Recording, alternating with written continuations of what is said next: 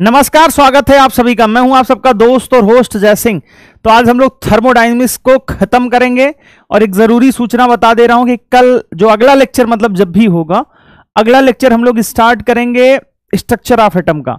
बस आप लोगों से एक रिक्वेस्ट है, होमवर्क है कि 1 से लेके 25-30 तक, यार बचपन में सभी याद रखते हैं, 1 से लेके 30 तक इलेक्ट्रॉनिक कॉन्फ़िगरेशन एक बार एनसीईआरटी से देख के आइएगा, या 9-10th में जब हमने पढ़ा था तो वहां भी टीचर ने लिखवाए होंगे, उसको याद कर लीजिएगा। नहीं याद कर पा रहे हो तो मैं आपको सीक्वेंस बता देता हूं, 1s2 2s2 2p6 3s2 3p6 4s2 3d10, बस इतना ही है। बस इलेक्ट्रॉन गिनो, भर दो बस। एक दो एक्सेप्शन है, एक्सेप्शन याद नहीं रखना, ठीक? ओके, तो थर्मोडायनेमिक्स आज खत्म हो जाएगा और इसकी शॉर्ट नोट्स में प्रोवाइड करवा दूंगा, उसकी टेंशन लेने की जरूरत नहीं है। तो कल आप लोगों ने एनर्जी के बारे में सीखा था, एंथैल्पी के बारे में सीखा था, आज बहुत सारी एंथैल्पी बच गई है, उसके बारे में सीखेंगे और आज ही खत्म कर देंगे। देखो सबसे इंपॉर्टेंट क्या है इसमें, तुमको टर्म को समझना। जो टर्म दिया गया है ना, अगर वो तुम नहीं समझ पा रहे हो, इसका मतलब सवाल में तुम्हारी स्पीड नहीं आएगी। अगर कहीं भी लिखा हुआ है एंथैल्पी ऑफ फ्यूजन, तो समझ में आना चाहिए कि कहां से कहां जा रहा है। अगर तुमको यही नहीं पता है बेटा, तो बहुत तकलीफ में आओगे, ठीक है ना? तो एक एक एंथैल्पी को आराम से समझना कि क्या मतलब है, क्या डेफिनेशन है इसका। अगर वो मतलब समझ पाओगे तभी तुम समझ पाओगे कि हाँ चीजें कैसे चल रही हैं। चलिए फिर स्टार्ट करते हैं, आज का गोल देखते हैं। और हमें आज खत्म भी करना, तो समय चाहे इतना लगेगा ठीक है भैया, तो उसमें हम करेंगे। आइए शुरू करते हैं।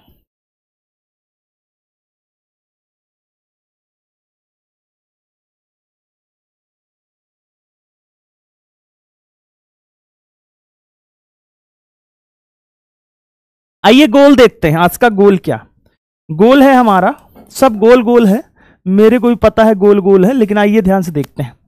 Enthalpy of hydration, hydrogenation, enthalpy of atomization, enthalpy of bond energy, enthalpy of solution, enthalpy of hydration, enthalpy of phase transition, सब पढ़ेंगे। बस नाम कम लिखा है, सारी एंथैल्पी के बारे में पढ़ेंगे, सारी एंथैल्पी के बारे में आज पढ़ेंगे चलिए भाई, तो शुरू करते हैं। तुमने कहा कि सर, एक सेकंड, तुमने कहा कि सर ये सब तो ठीक है, अच्छी बात है आप बता रहे हो, लेकिन सर जैसे टर्म आता है तो हम कंफ्यूज हो जाते हैं। तुमने कहा अच्छा ये कैसे? तुमने कहा सर हो जाता है। अब वो क्या बताएं सर? हो जाता है, उसकी टेंशन आप मत लो, धीरे धीरे दूर होगा। तुमने कहा सुनो, अगर जैसे मैं बोल रहा हूं, बाबू बाबू मेरे ध्यान से सुनना मेरा बच्चा, phase transition enthalpy of phase transition, देखना एक ही में निपटा दूंगा, ठीक? Enthalpy of phase transition. तुमने कहा सर कैसी बात कर रहे हो सर, इसकी क्या डेफिनेशन होती है? इसकी डेफिनेशन तुम्हें जानने की जरूरत नहीं है, लेकिन फिर भी बता दे रहा हूं। When 1 mole of substance change from one state to another state, एक स्टेट से दूसरे स्टेट में चेंज होने में 1 मोल सब्सटेंस जो एनर्जी रिक्वायर्ड करती है, इवॉल्व करती है, उसे हम बोलते हैं फेज ट्रांजिशन की एंथैल्पी। आज मैं अच्छा लग रहा हूं ना, मतलब जैकेट वैकेट मिल गया है और लेकिन बहुत बड़ा है, पता है? देखो इतना बड़ा, नीचे इधर लटक रहा है। कोई बात नहीं, आप लोग भी ठंडियां आ रही हैं तो पहने, मैं तो इसलिए पहन लिया कि नीचे इनर पहना हूं बस उसको ढकने के लिए। फिर आप कहोगे सर गरीब आदमी पता नहीं कहां कहां से आ गया है। चलिए कोई बात नहीं, शुरू करते हैं 3 एंथैल्पी हमें पढ़नी है, 3 क्या 4 पढ़नी है enthalpy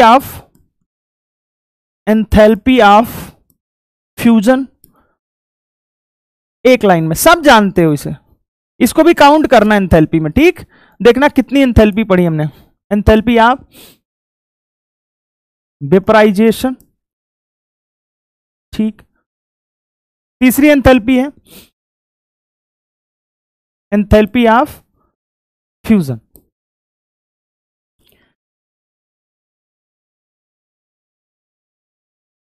enthalpy of sublimation,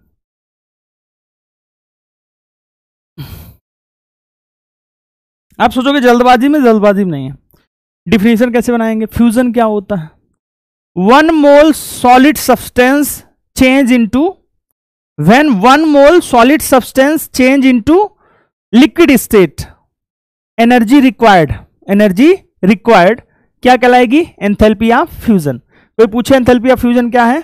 when क्या ऐसे लिख लो एनर्जी, ये सारे क्या होते हैं बेटा? एंडोथर्मिक होते हैं, क्योंकि इसमें हीट चाहिए होती है सारे एंडोथर्मिक होते। एनर्जी रिक्वायर्ड व्हेन, आराम से देख लो, 1 मोल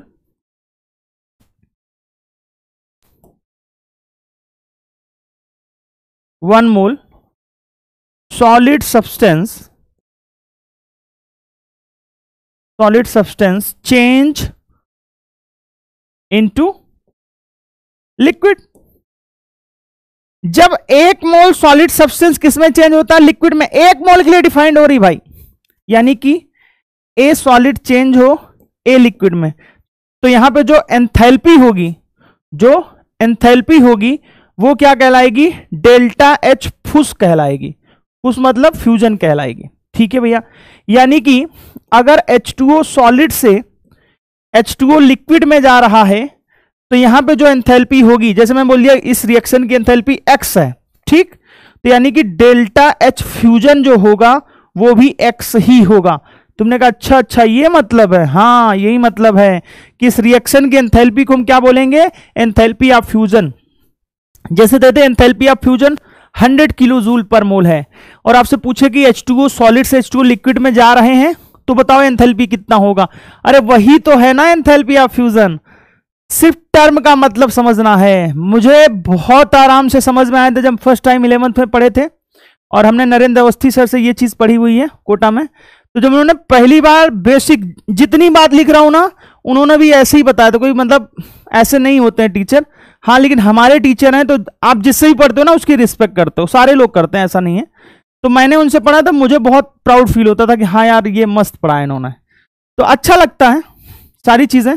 तो उन्होंने भी इतना ही बताया था, मतलब कुछ एक्स्ट्रा नहीं बताया था। जितनी बात मैं बोल रहा हूं शायद इससे भी कम बोला होगा, बुराई नहीं कर रहा हूं, मैं बता रहा हूं कि अच्छा है। बस हाँ ये रहता था कि वो लोग एक लाइन बोलते थे, हम लोग उस पर 10 लाइन सोचते थे। आप सोचते नहीं हो, आप पता क्या करते हो? आप लिखते हो, लिख के फिर आगे बढ़ जाओ, कहते हैं चलो ठीक है यार, सब ज्यादा ज्ञान मत दो। पहले क्या होता था, हमें टीचर पे ही भरोसा होता था, टीचर बोल रहा तो सुनो, समझो, अच्छे से बात करो। चलो कोई नहीं, हमेशा रिस्पेक्ट करता हूं मैं सारे टीचर्स की, आप भी किया करो। एंथैल्पी ऑफ वेपराइजेशन, हीट या enthalpy required, heat required when 1 mole liquid substance change into vapour state. ठीक है भैया, ये तीनों ही क्या है? एंडोथर्मिक होते हैं, ऑलवेज एंडोथर्मिक। क्या होते हैं? Always endothermic. ठीक है भैया, यानी कि ए लिक्विड से कहा जा रहा है? ए गैस में जा रहा है। ठीक है भैया, तो इसका जो डेल्टा RH होगा जो इसका डेल्टा RH होगा वही डेल्टा H वेपराइजेशन होगा। जो डेल्टा RH होगा, मान लो X है, तो इसका डेल्टा H वेपराइजेशन भी क्या होगा? X होगा। अगर मैं मान लूं कि H2O लिक्विड जा रहा है H2O वेपर में या फिर गैस में, जरूरी नहीं है वेपर लिखो, आप गैस लिखो, कोई दिक्कत नहीं है। तो ये जो हीट ऑफ रिएक्शन है ना, ये डेल्टा H वेपराइजेशन कहलाएगा। क्या कहलाएगा? डेल्टा H वेपराइजेशन कहलाएगा। आराम से देख लो भाई, बहुत सिंपल है। व्हेन 1 मोल सब्सटेंस कहां से कहां जा रहा? 1 मोल सब्सटेंस जा रहा है सॉलिड से डायरेक्ट कहां? गैस में। सॉलिड से कहां जा रहा है? डायरेक्ट गैस में। ए गैस से, ए सॉलिड से ए गैस, या जैसे आयोडीन, पानी तो डायरेक्ट नहीं जाएगा, आयोडीन सॉलिड से कहां जा रहे हो? आयोडीन गैस में जा रहे हैं। तो यहां पे जो एंथैल्पी होगी, रिएक्शन की, इन दोनों में, वो डेल्टा H सब्लिमेशन कहलाएगी। क्या कहलाएगी? डेल्टा H सब्लिमेशन कहलाएगी। क्या कहलाएगी?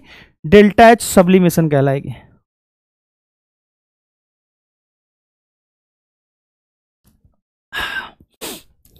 ठीक है भैया, देखो बोर्न हाइबर साइकिल में पढ़ा देता, लेकिन बोर्न हाइबर साइकिल नहीं पढ़ाऊंगा। उसका रीजन है कि तुम्हें आयनाइजेशन एनर्जी नहीं पता, तुम्हें इलेक्ट्रॉन एफिनिटी नहीं पता है।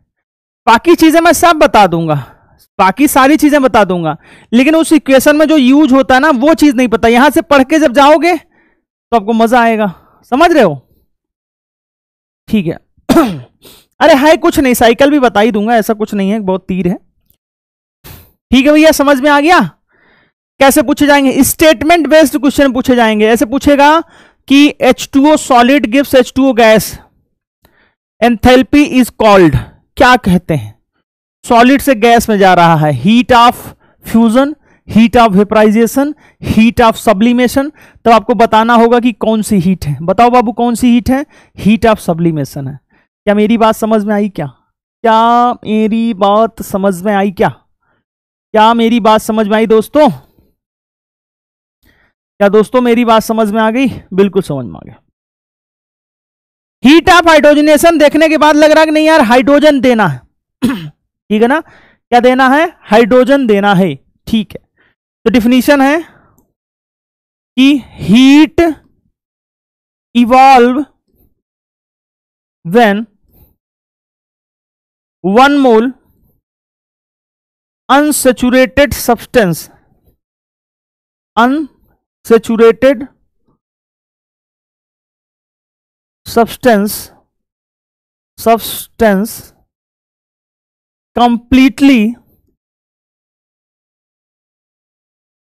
completely change into saturated। तुमने कहा समझा नहीं।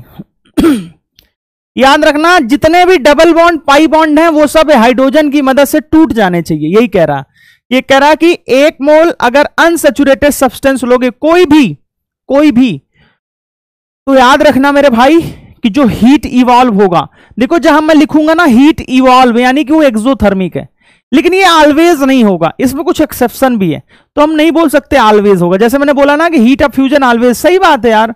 पानी को गलाना है, अगर बर्फ को गलाना है, अगर पानी को वेपर बनाना है तो हीट तो देनी पड़ेगी ना यार, बुद्धि लगाओ थोड़ी सी। सही बात है सर। यानी कि क्या याद रखना है कि अनसैचुरेटेड हाइड्रोकार्बन की बात कर लूं या फिर कोई भी नॉर्मली ले लूं मैं, N2 भी ले सकते हो, H2 भी ले सकते हो। ठीक है, अनसैचुरेटेड हाइड्रोकार्बन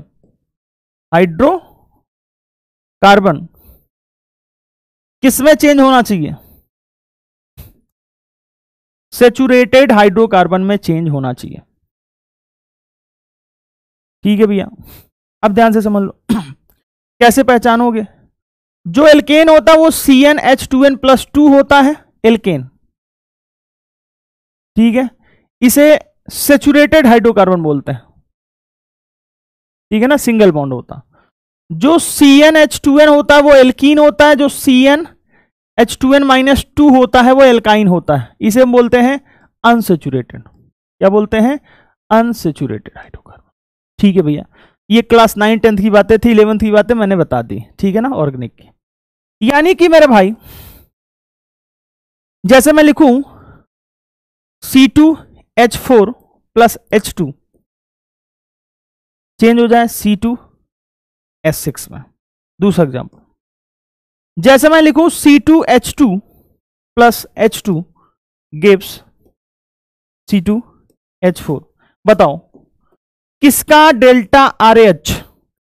किसका डेल्टा RH? डेल्टा RH मतलब कुछ ना कुछ तो होगी ना heat of reaction. Delta RH show करेगा हीट ऑफ हाइड्रोजनेशन को, HOH बोलते हैं इसको। HOH भी बोलते हैं, हीट ऑफ हाइड्रोजनेशन। बताइए किसका शो करेगा, किसका नहीं शो करेगा, किसका शो करेगा? बताइए भाई। सिंगल बॉन्ड होना चाहिए, लास्ट में क्या होना चाहिए मेरे भाई? सिंगल बॉन्ड होना चाहिए बड़ो। क्या होना चाहिए? Single bond.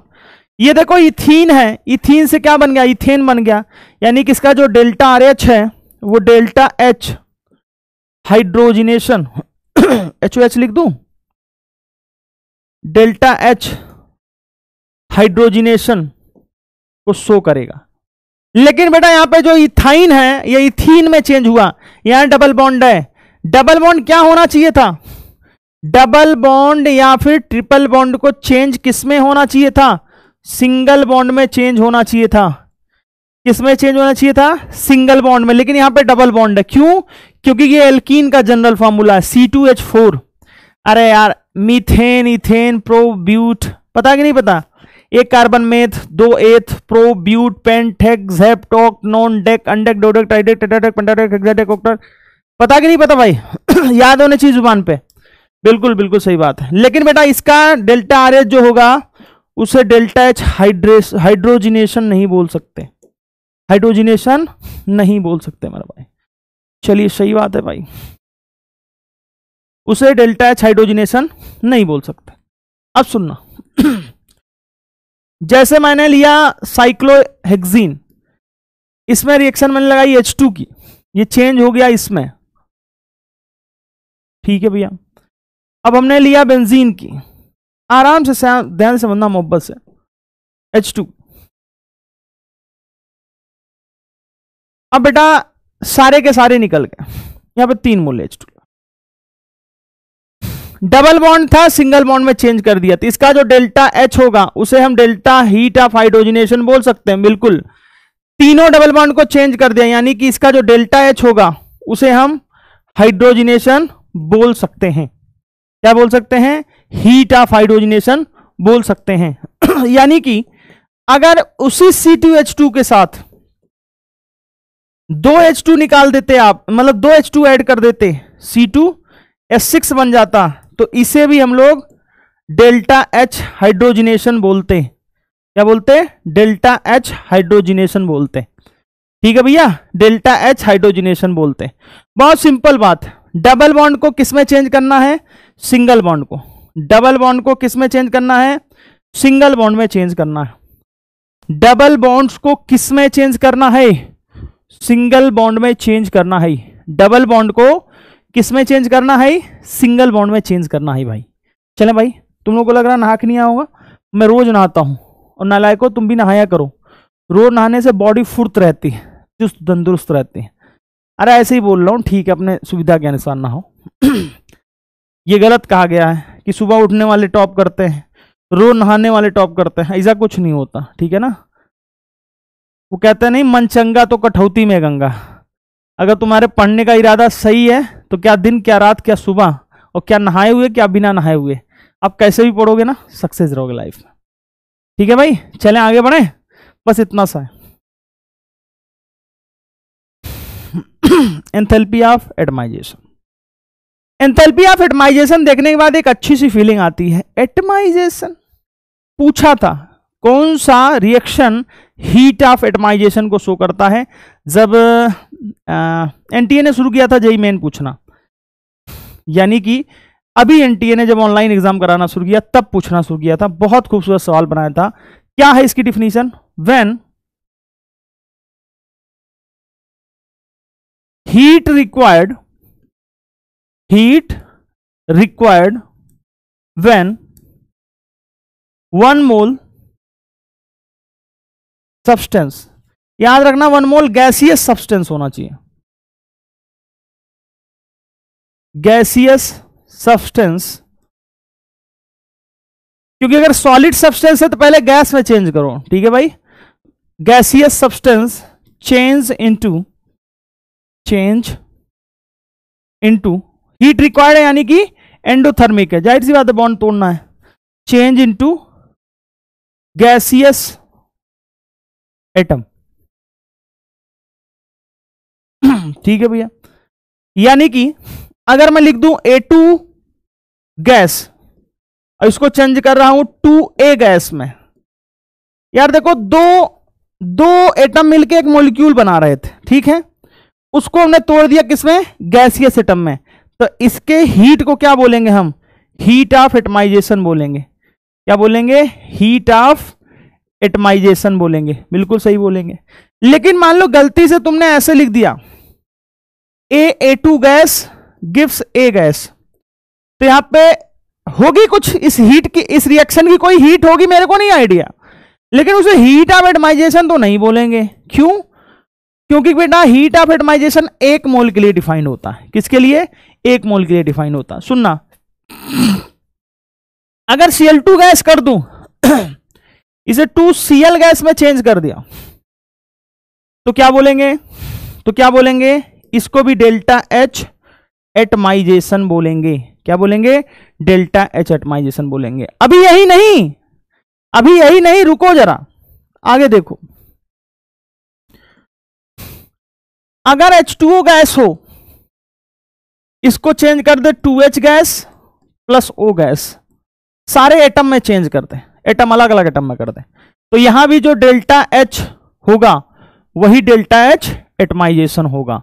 अभी यही नहीं, रुको जरा, अभी यही नहीं, रुको जरा, सबर करो। Nitrogen gas plus 3H gas, इसको भी क्या बोलोगे? डेल्टा H एटमाइजेशन बोलोगे। मेरा फेवरेट है एटमाइजेशन। और यही नहीं, सुनो जरा, CH4 गैस हो जाए, सभी को किस में चेंज कर दे? C gas plus 4H gas, इसे बोलेंगे डेल्टा H एटमाइजेशन। ठीक है भैया। और जरूरी नहीं है भैया, O3 गैस भी हो सकता है। O3 गैस हो जाए, ये 3O गैस में चेंज कर दे, तो यहां भी बोलेंगे डेल्टा H एटमाइजेशन। कोई भी गैसियस सब्सटेंस हो, 1 मोल गैसियस सब्सटेंस को उसके गैसियस एटम में चेंज करने को हम बोलते हैं, क्या बोलते हैं बउआ? क्या बोलते हैं? बोलो। हीट ऑफ एटमाइजेशन बोलते हैं, क्योंकि हम एटम में चेंज कर रहे हैं। याद रखना, अगर कोई सब्सटेंस गैस में नहीं है बाबू, अगर कोई सब्सटेंस गैस में नहीं है तो उसे पहले गैस में चेंज करोगे। कैसे चेंज करोगे? गैस में पहले उसका स्टेट चेंज करोगे। सॉलिड में है तो वेपराइजेशन कर देना, ठीक है ना, सॉरी, सॉलिड में है तो सब्लिमेशन कर देना, सीधे गैस में बदल दो। और अगर लिक्विड में है तो वेपराइजेशन कर देना। और सीधे लिक्विड में नहीं बदल सकते तो पहले फ्यूजन कर देना, फिर वेपराइजेशन कर देना, आ जाएगा। समझ गए भैया? बहुत आराम से, बहुत प्यार से। कैसे पूछेगा सवाल? क्वेश्चन है, which of the following reaction will show heat of reaction is equal to heat of atomization? किस रिएक्शन की एंथैल्पी हीट ऑफ एटमाइजेशन होगी? पहली, CH4 gas gives C graphite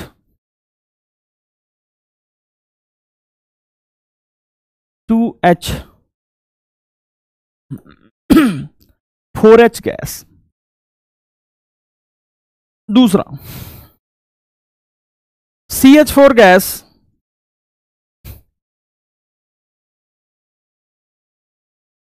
C solid plus 2H2 gas. तीसरा, H2O gas gives H2 gas plus half O2 gas. चौथा,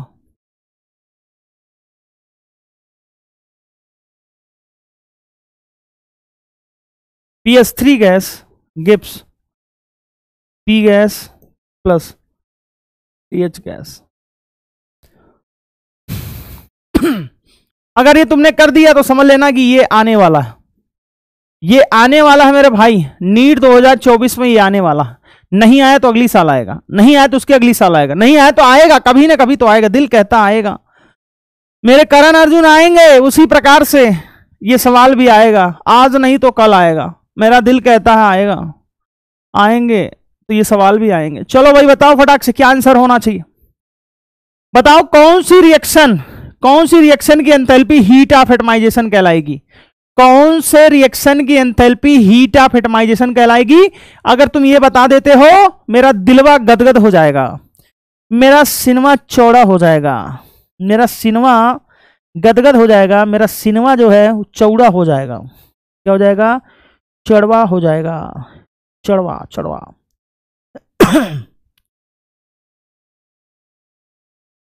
चलो भाई आगे बढ़ाई, चलो चलो चलो चलो भाई। गांव के बसों में बैठा होगा तुम लोगों ने, तो वो लोग ऐसे ही बोलते हैं क्योंकि मैं अभी हाल फिलहाल में बस से यात्रा करके आया हूं, तो वो लोग इसे बोल रहे हैं चलो चलो चलो भाई, जैसे मान लो आपके शहर का नाम है कोटा, में बहुत सारी जगह मैं जानता हूं लेकिन अभी भूल रहा हूं मैं, ठीक है, मतलब जैसे XYZ, ऐसे बोलेंगे कि दिल्ली दिल्ली दिल्ली। अरे भैया सवाल सवाल सवाल, टाइम पास नहीं सवाल, बाकी बात होगी, होती रहेगी। CH4 गैस है, ठीक है। ग्रेफाइट हाइड्रोजन गैस, नहीं, ग्रेफाइट में चेंज होना नहीं, गैस में चेंज होना चाहिए। सॉलिड में चेंज हो गया, गलत। H2 गैस मॉलिक्यूल में चेंज हो गया, गलत। PS3 गैस जो है वो P गैस 3H गैस में चेंज हुआ, सही है। देख लो भैया ध्यान से देख लो भैया, ध्यान से देख लो, बाद में कोई चिल्पो नहीं करेगा। बॉन्ड एनर्जी बॉन्ड एनर्जी, ठीक है भैया। चलें भाई, चला चला चला चला चला चला, ओके ओके ओके ओके, ध्यान से समझना। बॉन्ड एनर्जी के दो टर्म होते हैं, एक होता है बॉन्ड डिसोसिएशन एनर्जी, ठीक, और एक होता है बॉन्ड एनर्जी, ठीक है।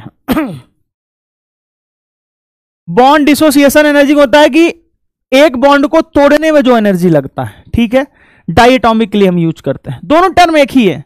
बॉन्ड एनर्जी क्या होता है, एवरेज एनर्जी होती है। तो आइए पहले समझते हैं डाई एटॉमिक के लिए। Energy required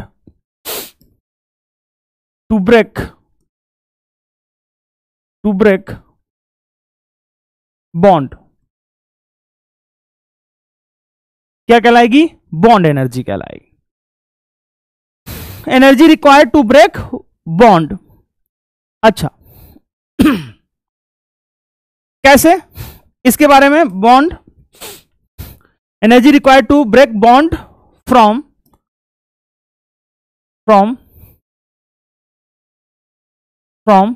1 mole gaseous substance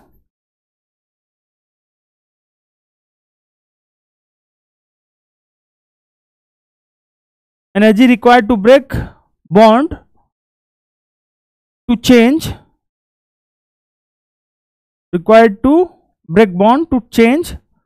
ठीक है, from 1 gaseous mole substance to 1 to gaseous atom, यानी कि कुछ हद तक ये एटमाइजेशन से मिलता जुलता है, एटमाइजेशन से मिलता जुलता। देखें कैसे, जैसे मान लें हम H2 लिख दिए, HH, ये भी तो बेटा गैस में होगा ना, बिल्कुल गैस में। इसको तोड़ दिया हमने, जब इसको आप तोड़ोगे तो 2H गैस आएगा, क्या आएगा, 2H गैस आएगा। तुमने कहा यार इसकी जो हीट ऑफ रिएक्शन है, जो भी रिएक्शन होगी वो डेल्टा H बॉन्ड एनर्जी है, बिल्कुल, और हीट ऑफ एटमाइजेशन भी है हीट ऑफ एटमाइजेशन भी। हमने कहा सही बात है। अगर इसी प्रकार मैं O2 गैस को चेंज कर दूं 2O गैस में, तो यहां भी जो डेल्टा एटमाइजेशन होगा वो डेल्टा H बॉन्ड एनर्जी होगा। तुमने कहा सर फिर पढ़ा क्यों रहे हो, बताता हूं बहुआ। N3 जो गैस होगा वो 3N गैस में जाएगा, यहां भी जो डेल्टा AH होगा वो डेल्टा H बॉन्ड एनर्जी होगा, NN bond energy. NN bond तोड़ना है तो NN बॉन्ड एनर्जी। मान लो जैसे Cl2 गैस हो गया, इसको तोड़ने के लिए 2 Cl गैस, यानी कि डेल्टा AH जो होगा वो डेल्टा H बॉन्ड एनर्जी होगा। सुनना, एक बॉन्ड को तोड़ने में जो एनर्जी लगेगा वही बॉन्ड एनर्जी है। और हम जानते हैं कि गैसियस मॉलिक्यूल से गैसियस, एक मोल का एक गैसियस मॉलिक्यूल से गैसियस एटम में चेंज करना एटमाइजेशन है, यानी कि बॉन्ड एनर्जी और हीट ऑफ एटमाइजेशन सेम है। हां, कब, जब डाई एटॉमिक स्पीसीज आ रहे हैं। कब भैया बाबू, कब, ए मेला बत्ता, इधर देखो, जब डाई एटॉमिक स्पीसीज आ रहे हैं, क्या आ रहे हैं, डाई एटॉमिक स्पीसीज आ रहे हैं, तब तो कोई टेंशन नहीं है। तुमने कहा हाँ भैया, देख लो भैया ध्यान से भैया, ध्यान से देख लो भैया, बाबू देख लो, देख लो भैया, देख लो भाई मेरे, चले क्या? अरे चले क्या? ठीक है भैया, चलिए ठीक है भैया।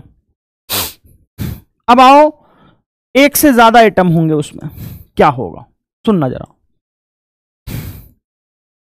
H2O गैस है मेरे पास, इसके पास दो OH बॉन्ड हैं, इसके पास क्या है? दो OH बॉन्ड हैं। कैसे हैं? दो OH बॉन्ड। तो एक OH बॉन्ड हमने तोड़ दिया, अच्छा इसको बना देते हैं। कई लोग कहेंगे हम कैसे मान लें दो OH बॉन्ड?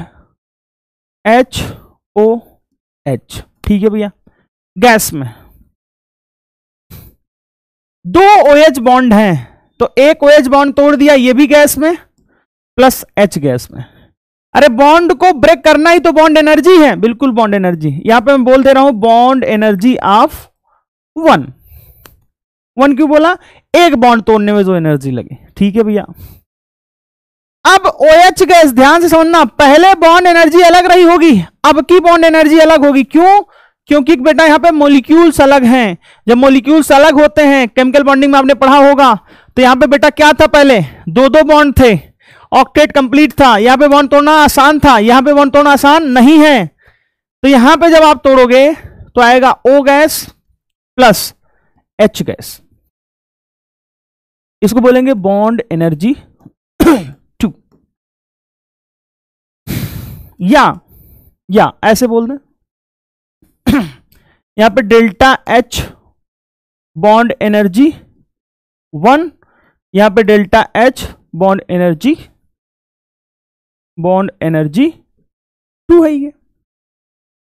तो अगर मेरे भाई मैं कहूं आपसे, ध्यान से समझना, अगर मैं आपसे कहूं कि बॉन्ड एनर्जी ऑफ OH क्या होगा, तो जो बॉन्ड एनर्जी होता है वो एवरेज होता है। बॉन्ड एनर्जी क्या होता है? वो एवरेज होता है, एवरेज होता है मेरे भाई, एवरेज बॉन्ड एनर्जी होती है, एवरेज बॉन्ड एनर्जी होती है। तो कैसे निकालोगे? सोचो, एक बार बॉन्ड एनर्जी 1 आया, एक बार बॉन्ड एनर्जी 2 आया, यानी कि delta H bond energy 1 plus delta H bond energy 2 divided by 2 कर देंगे तो आ जाएगा। ठीक है भैया, अब ध्यान से समझना कैसे निकालना। पहला बॉन्ड तोड़ने के लिए एनर्जी, बॉन्ड एनर्जी E1 लगा, दूसरे में बॉन्ड एनर्जी 2 लगा। अगर मुझे एवरेज बॉन्ड एनर्जी चाहिए, मुझे एवरेज बॉन्ड एनर्जी चाहिए, अरे एवरेज बोल दो या बॉन्ड एनर्जी बोल दो क्योंकि फाइनली तो तुम्हें एवरेज ही याद रखना है ना। तो एवरेज बॉन्ड एनर्जी चाहिए तो क्या कर लेंगे? एवरेज ले लेंगे, 2 का सम अपॉन 2 कर देंगे। तुमने कहा सही है यार। अगर मान लो ऐसे NH3 होता ध्यान समझना, NH3 होता, इस पे सवाल भी पूछे जाते हैं, तो आप ऐसे लिखते H gas plus NH, H gas, बिल्कुल सही बात। अब NH, H गैस को तोड़ देंगे, H gas plus NH gas, सही बात। NH गैस को तोड़ेंगे अगर, तो H गैस बॉन्ड एनर्जी बढ़ती जाती है, ठीक, और N गैस। मान लिया इसका बॉन्ड एनर्जी 1 है, इसकी बॉन्ड एनर्जी 2 है, इसकी बॉन्ड एनर्जी 3 है। ठीक है भैया। तो अगर मैं एवरेज बॉन्ड एनर्जी की बात करूं, average bond energy of NH, तो कितना हो जाएगा?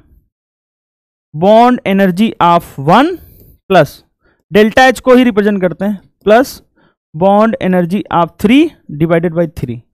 अरे डेल्टा H का मतलब होता है कि हीट ऑफ बॉन्ड एनर्जी, तो बॉन्ड एनर्जी भी एनर्जी है। डेल्टा एच के साथ लिखो चाहे मत लिखो, कोई फर्क नहीं पड़ता, वो तो रिप्रेजेंट करने का तरीका है, आपका अपना तरीका हो सकता है।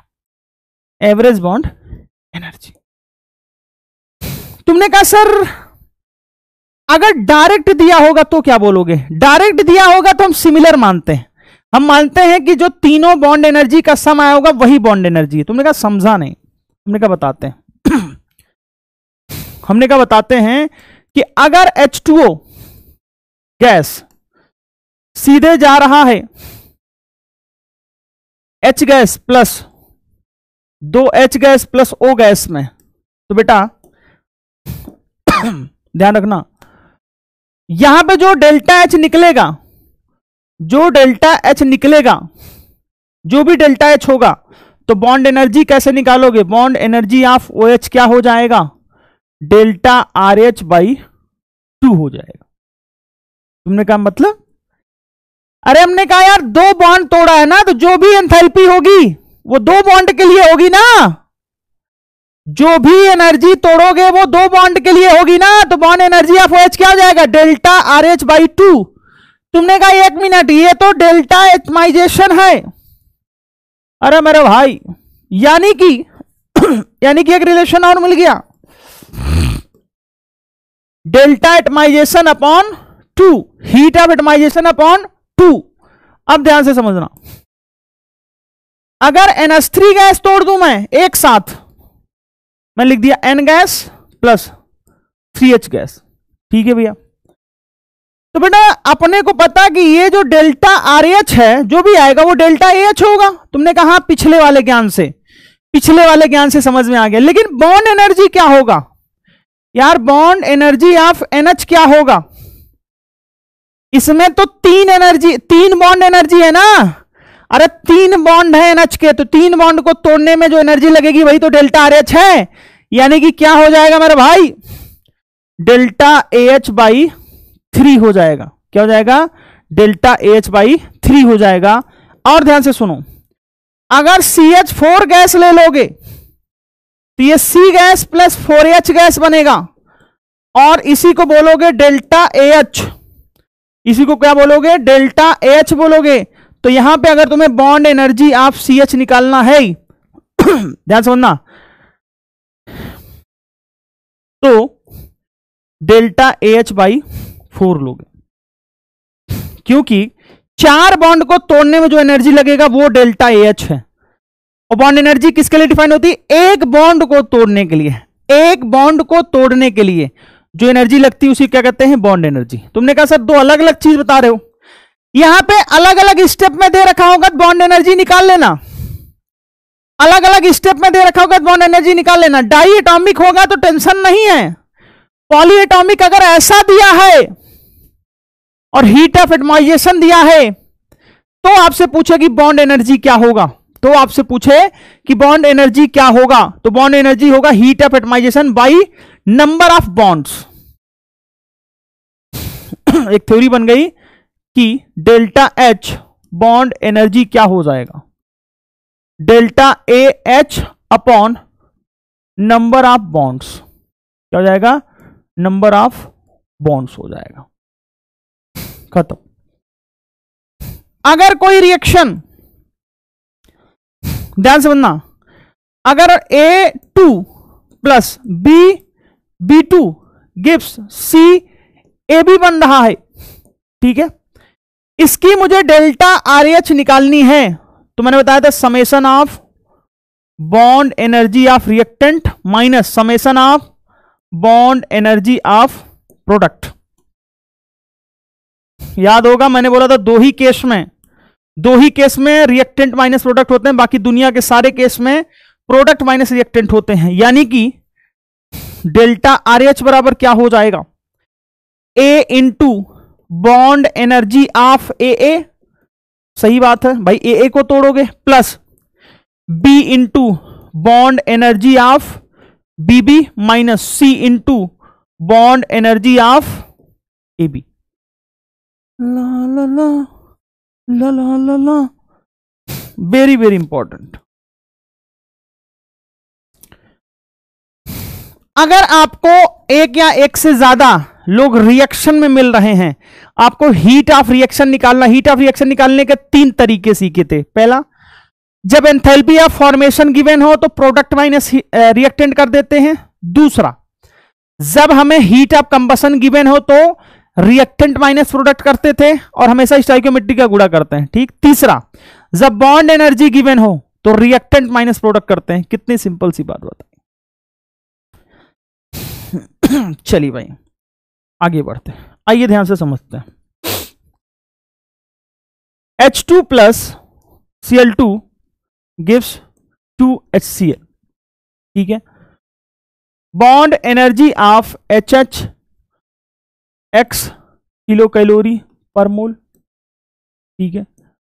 Bond energy of ClCl y kilo calorie, bond energy of HCl z kilo calorie. Find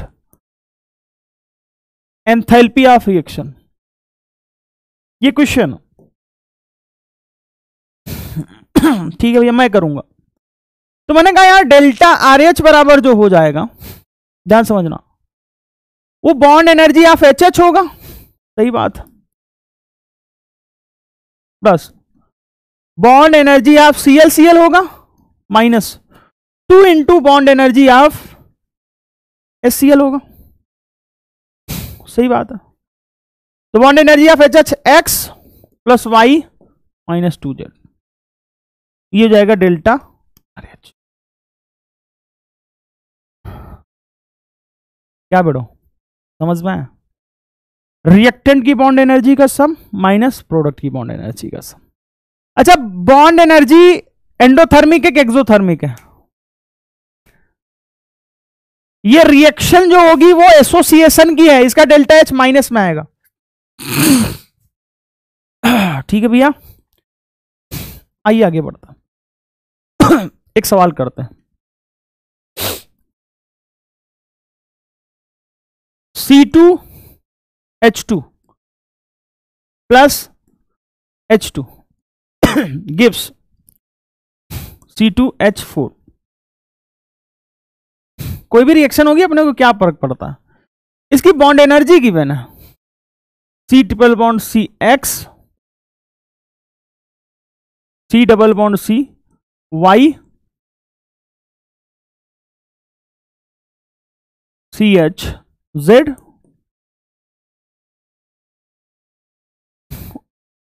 W। तुमने कहा सर समझ में नहीं आ रहा, हमने कहा समझ में आएगा। C triple bond C H H है, ये बिल्कुल सही बात है, प्लस H H है गिब्स, ये कैसे है? C double bond C H H H H। अब ध्यान से समझना, अगर मुझे डेल्टा RH निकालना है तो रिएक्टेंट की बॉन्ड एनर्जी, तो मैं लिखूंगा bond energy of C triple bond C plus 2 CH bond energy है तो 2 bond energy of CH plus 1 bond energy है बॉन्ड एनर्जी ऑफ HH, ये हो जाएगा रिएक्टेंट में, माइनस कितने बॉन्ड एनर्जी है? 4 bond energy of CH plus 1 bond energy है C डबल बॉन्ड C का। अब वहां पे एग्जाम में वैल्यू दे रखा होगा, पुट कर दो आंसर आ जाएगा। C ट्रिपल बॉन्ड C कितना है? X प्लस CH कितना है? 2Z plus W minus 4CH कितना हो जाएगा? 4Z प्लस Y, यानी क्या हो जाएगा? X plus W minus 2Z, 4 में से 2 में से 4 घटा दो, माइनस 2Z माइनस Y।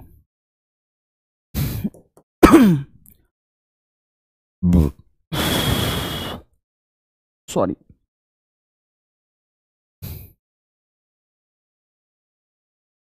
ऐसे क्या देख रहे हो? वही तो किया है जो पढ़ाया है, नहीं समझ नहीं आ रहा? आएगा। हेलो हेलो हेलो, डीपीपी करना है, डीपीपी क्या करना है? डीपीपी करना है, डीपीपी डीपीपी डीपीपी डीपीपी, समझ गए बउआ? नहीं आया? चलो एक सवाल और।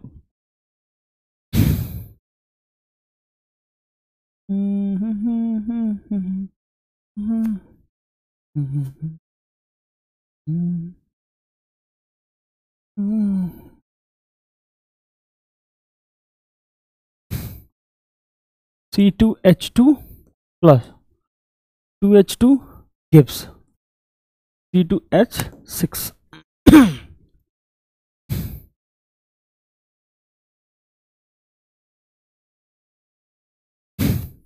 चल इसका डेल्टा एच बताओ, बताओ भैया। ओले ले ले ले बच्चवा बच्चवा बच्चवा बच्चवा बताओ भैया फटाक्षय। C triple bond CH H plus 2HH HH gives CCH। ये कैसे पता चलेगा? ऑर्गेनिक का कॉन्सेप्ट है भैया, वेरी वेरी इंपॉर्टेंट है, वेरी वेरी इंपॉर्टेंट है। तो डेल्टा RH बराबर क्या हो जाएगा? 2 CH बॉन्ड यहां है, एक ट्रिपल बॉन्ड है, तो X plus 2Z plus 2W, क्या बात है, माइनस 6 CH बॉन्ड है तो 6Z प्लस Y। अरे समझ में आया बेड़ो? तो X plus 2W, X plus 2W minus 4Z minus Y। This is answer. यहां पे जो भी किलो कैलोरी किलो जूल दे रखा होगा, जो भी किलो कैलोरी किलो जूल दे रखा होगा, वही आंसर यहां भी आ जाएगा। बहुत सिंपल, बहुत शानदार, बहुत जबरदस्त, मजेदार। क्या आपको मजा आया कि नहीं मजा आया भाई? सवाल करना फिर आपको मजा आएगा। क्या मेरी बात समझ में आई? क्या मेरी बात समझ में आई?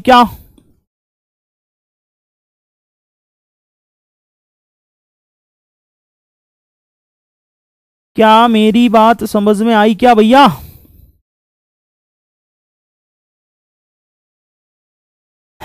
चले भैया, okay.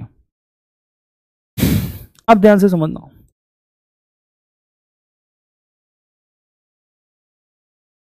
Heat of hydration,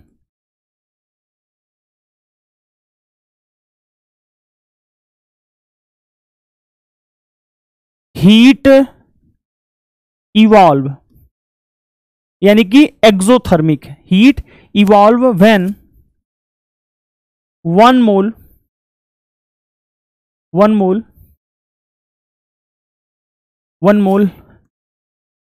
aqueous salt hydrolyzed with fixed number of water। ठीक है भैया, तुमने कहा समझा नहीं, हमने कहा सुनो। जैसे तुमने एक सॉल्ट ले लिया, कोई भी एक सॉल्ट ले लिया, सॉल्ट में तुमने हाइड्रोलिसिस करा दिया यानी कि पानी डाल दी। अब ये सॉल्ट के साथ क्या बनाने? सॉल्ट डॉट XH2O बना ले, उसे ही बोलेंगे, यहां पे जो हीट निकलेगी उसे ही बोलेंगे डेल्टा H हाइड्रेशन। क्या बोलेंगे? डेल्टा H हाइड्रेशन बोलेंगे। यानी कि मेरे भाई जैसे CuSO4 प्लस 3H2O लगा दो, ये भी सॉलिड है रे बेटा, ये बनाएगा CuSO4.3H2O सॉलिड। ठीक है ना? ओके। अब मान लो CuSO4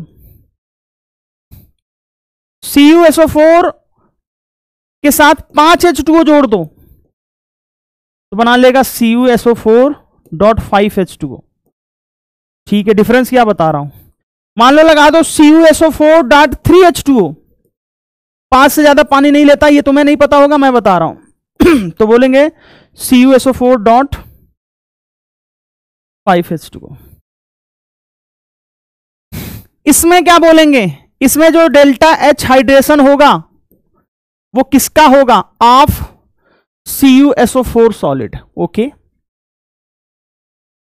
ध्यान से समझना, सॉलिड टू CuSO4.3H2O। इसका जो हीट ऑफ हाइड्रेशन होगा ये क्या बोलेंगे? CuSO4 to CuSO4.5H2O। इसे बोलेंगे CuSO4.3H2O टू CuSO4.5H2O। यानी कि आपको सॉल्ट में पानी देके बोलेगा, यही नया सिलेबस ऐड हुआ, ध्यान से समझना। यानी कि अगर मैं बोलूं कि heat of hydration from CuSO4 to CuSO4.5H2O is X kilo joule, यानी कि कौन सी रिएक्शन लिखनी है, ये वाली रिएक्शन लिखनी है, बीच वाली। ठीक है भैया।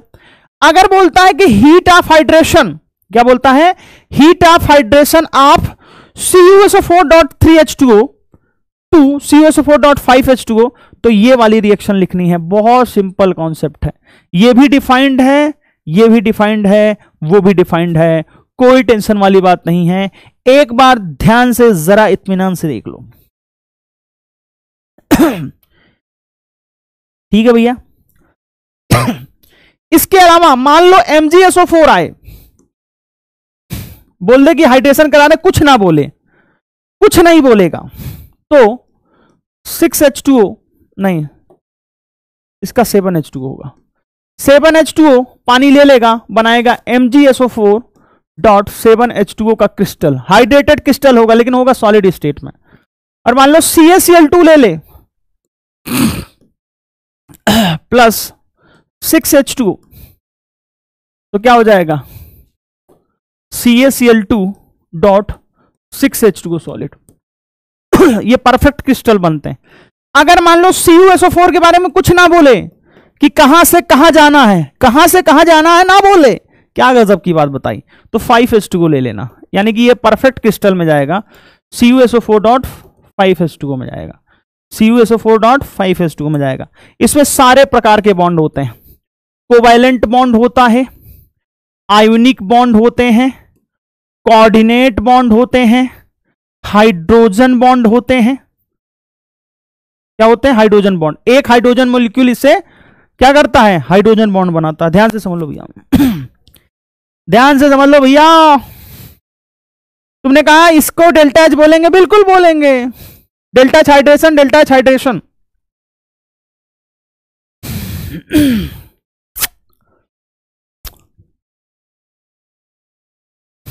सही है भैया, सही है, ठीक है भैया, समझ में आ गया। डेल्टा एच हाइड्रेशन समझ में आया कि नहीं आया भैया, डेल्टा एच हाइड्रेशन समझ में आया कि नहीं आया भैया। लिमिटेड पानी, लिमिटेड पानी, अगर बोलेगा तो बोल के ऐसे भी ले जा सकता, नहीं बोलेगा तो जो उनका एक परफेक्ट क्रिस्टल होता है कि देखो हम इतना पानी रख सकते हैं, उतने पानी लेके जाएंगे वो लोग। ठीक है मेरे भाई, ये इनऑर्गेनी का कॉन्सेप्ट है, कौन कितना पानी लेके जाता है, जितना बता रहा हूं उतना याद रखो। CuSO4 का सॉल्यूशन में है वो 5H2O लेके जाता। अभी एक सवाल भी कराऊंगा, ठीक है भैया, याद रखना। अगर आयंस आ जाएंगे, फॉर आयंस, आयंस का थोड़ा सा मामला अलग, आयंस गैसियस स्टेट में होंगे। A+ गैस,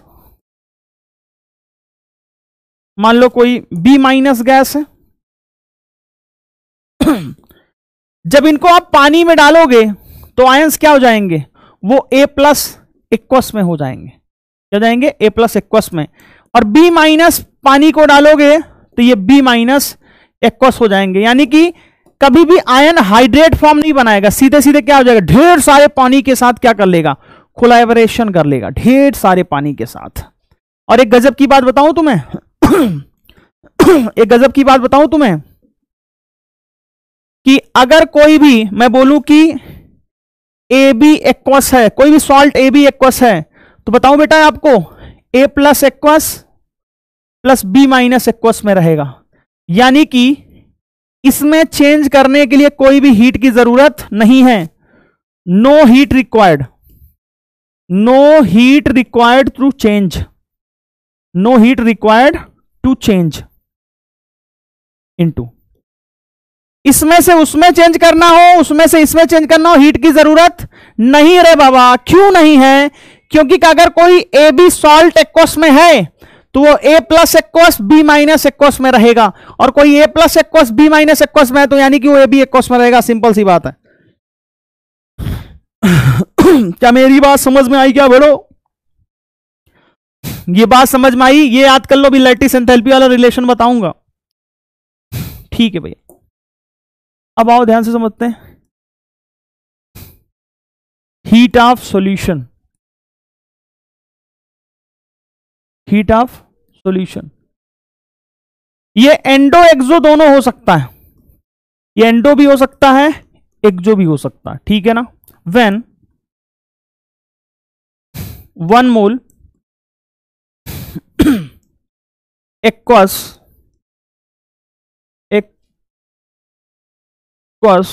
और हाइड्रेटेड सॉल्ट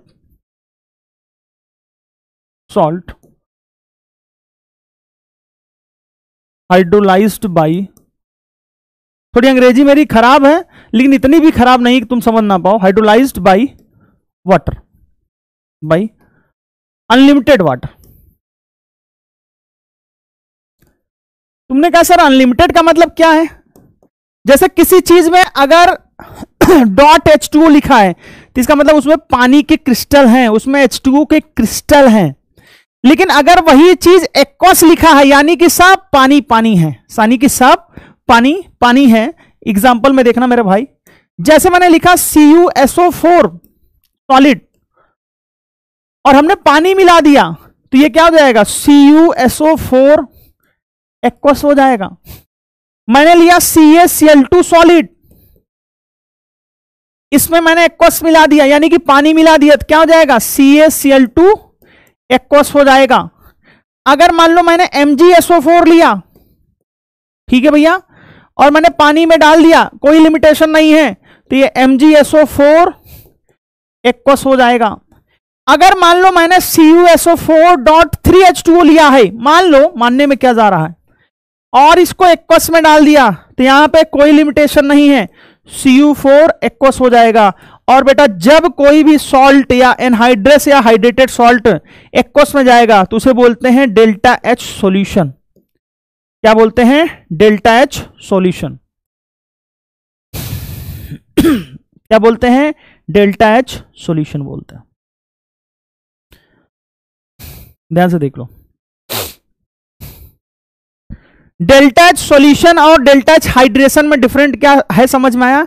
हाइड्रेशन बहुत थोड़े से अमाउंट में वाटर ऐड करता है, सॉल्यूशन कहता है कि देखो तुम चाहे सॉलिड लाओ चाहे एक्वस सॉल्ट, चाहे तुम सॉलिड लाओ चाहे हाइड्रेटेड सॉल्ट लाओ, हम सभी को एक्वस में चेंज कर देंगे। हम सभी को किस में चेंज कर देंगे? एक्वस में चेंज कर देंगे।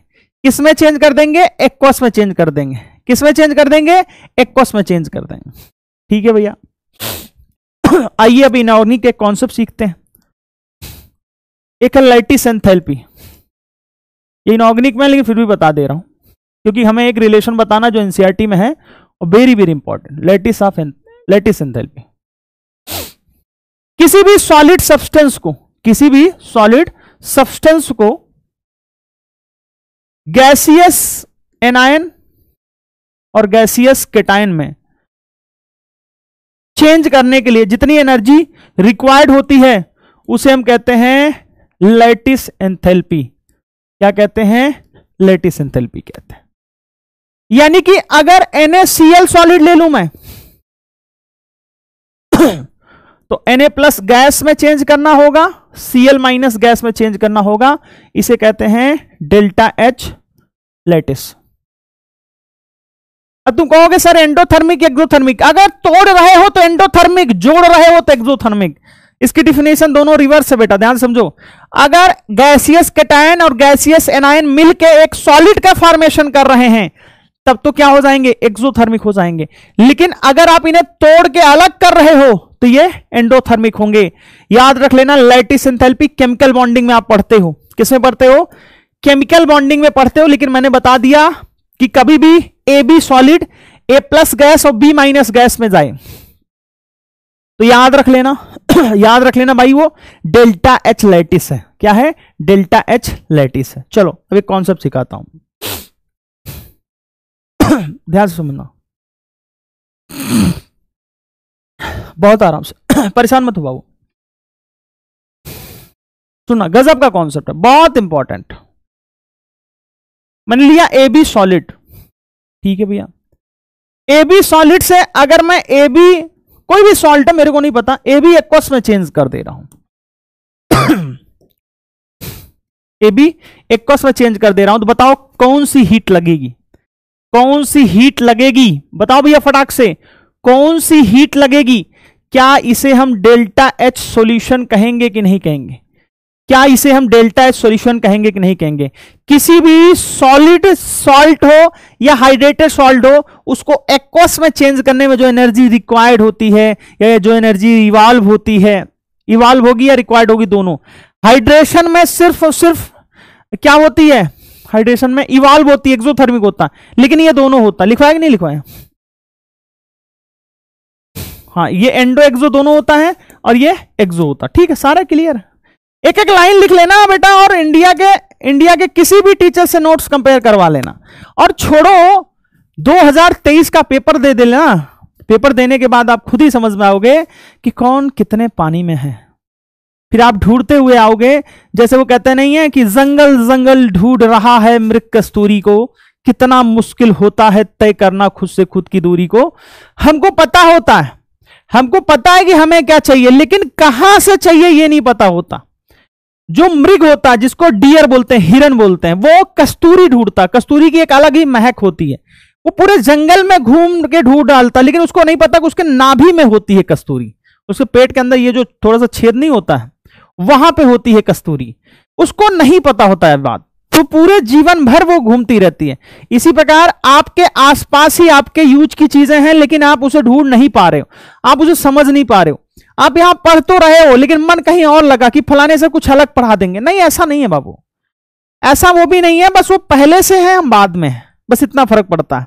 आइंस्टीन तुम भी बन सकते हो, ऐसा नहीं कि तुम नहीं बन सकते हो, बस आइंस्टीन पहले आ गए तो उन्होंने खोज कर दिया। अब तुम थोड़ी ना जाओगे ना यार E बराबर MC स्क्वायर की खोज करने, वो तो हो चुका है, तुम नए चीज की खोज करोगे। समझ रहे हो कि नहीं समझ रहे हो? समझदार तो हो ही मेरे भाई। आओ सुनो, एक गजब की चीज बताते हैं।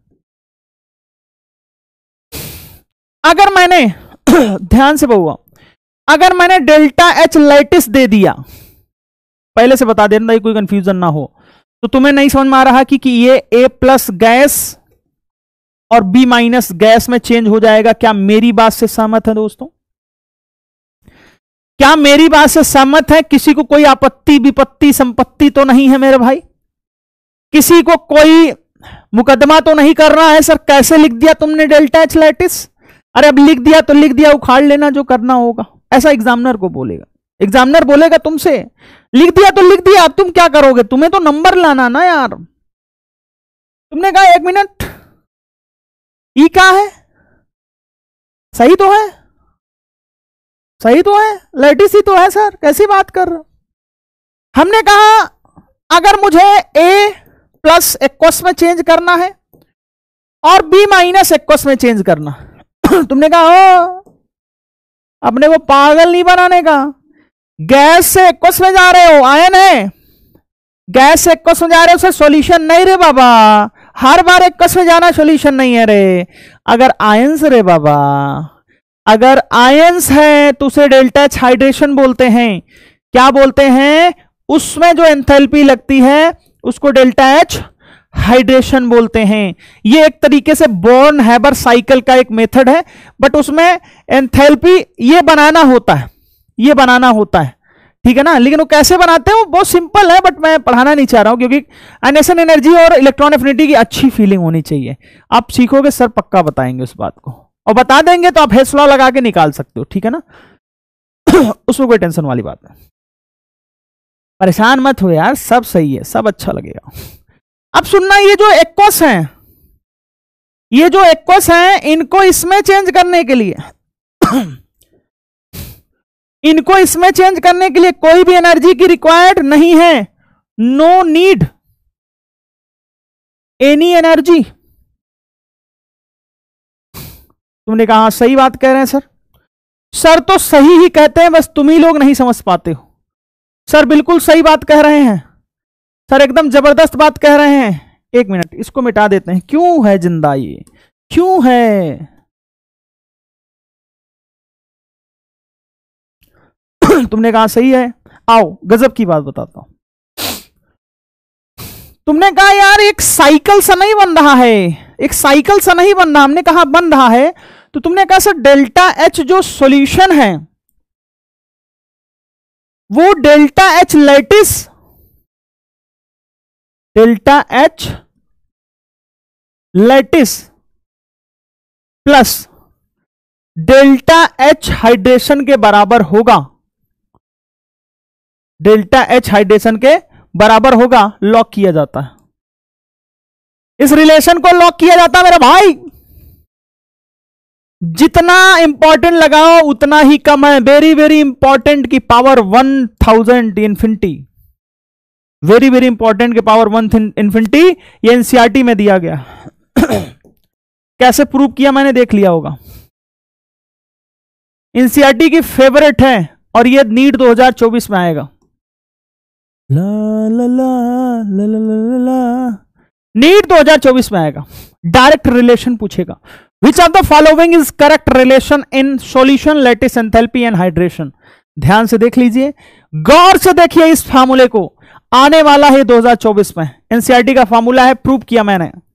सॉलिड से एक्वस जाना सॉल्यूशन है, ए बी सॉलिड से A plus gas B minus gas में आना लैटिस है।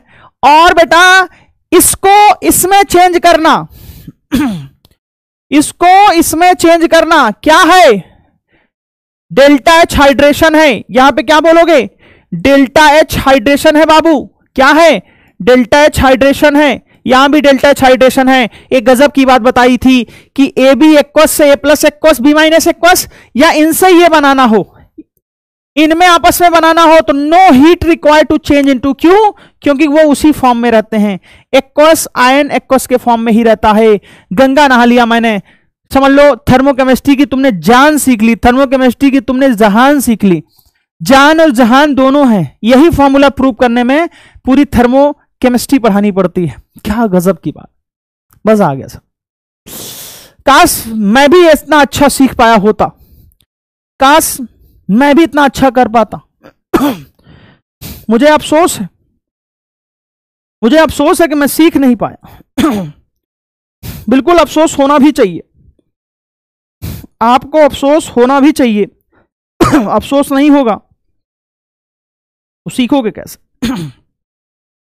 चलिए एक सवाल करते हैं। रात गहरी दिन भी गहरा, रात गहरी और दिन भी है गहरा। कहाँ गया यार सवाल।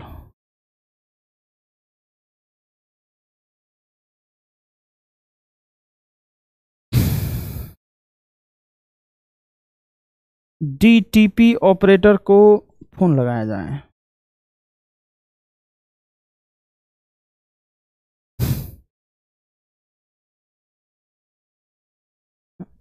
चलिए एक सवाल करते हैं।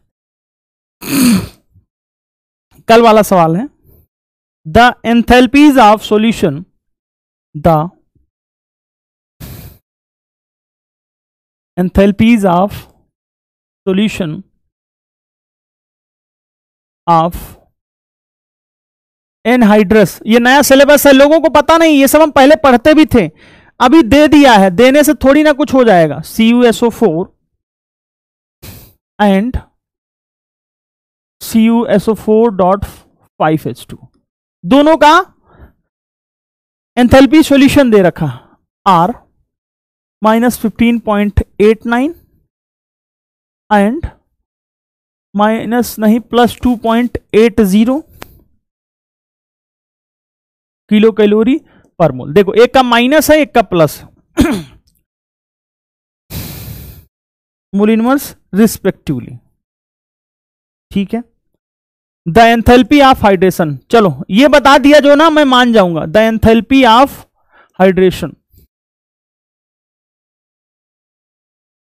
Hydration of CuSO4 to CuSO4.5H2। A option है, बी ऑप्शन है, सी ऑप्शन है, डी ऑप्शन है। ये कर लिया ना तो मैं मान जाऊंगा दुनिया के सबसे ताकतवर इंसानों में से हो तुम। डोनाल्डो क्या बोलते हैं उसको,